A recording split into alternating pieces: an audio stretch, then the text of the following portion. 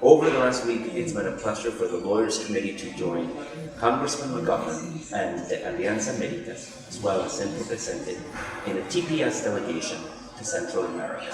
Some of the most impactful things that we have seen and done in this trip is to observe and document the extreme poverty and violence that is driving and fueling forced migration to the United States and to other countries.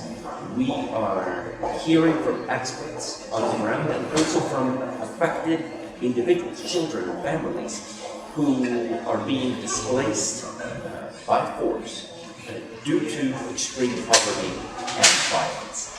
This is an important aspect of the immigration crisis that we do not discuss in the United States, and that it's critical for advocates, particularly immigrant rights advocates, to be able to see and hear about these conditions so that we can better serve the immigrant and minority communities that we represent in the United States.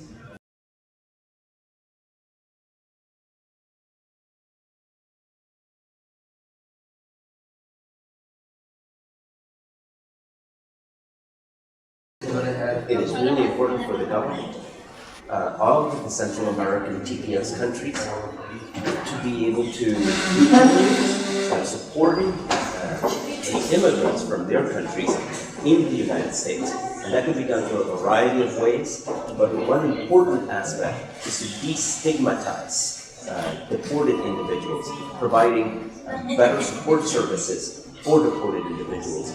There are extremely limited services and infrastructure for being able to accept these immigrants back into the country and to be able to reintegrate them into society. It is an area that is almost entirely absence of infrastructure.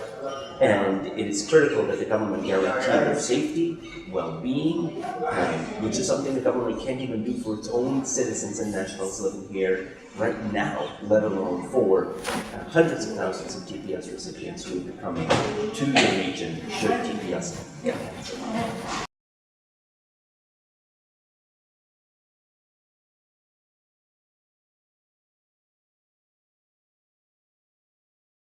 The Lawyers Committee will continue to fight in court for the rights of immigrants. We will continue to litigate our TPS litigation, which is a groundbreaking case that will protect hundreds of thousands of people with TPS from Honduras and from El Salvador. We are committed to representing TPS recipients, people who've been living and working in the United States for decades, and they have constitutional rights.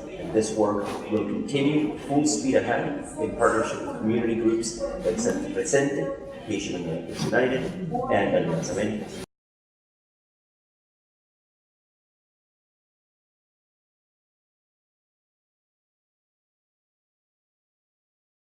It is extremely important for people to learn more about TPS, why this important humanitarian immigration protection was created, why it continues to be needed, and the departure that the Trump administration represents from a long line of TPS decisions going back decades, spanning across Democrat and Republican administrations. It is important for everyone to be aware of what's happening, of the violation of constitutional rights that are being visited upon immigrants, particularly those from Central America, because of the stigma that attaches with being an immigrant from a violent and poor country like El Salvador, like Honduras.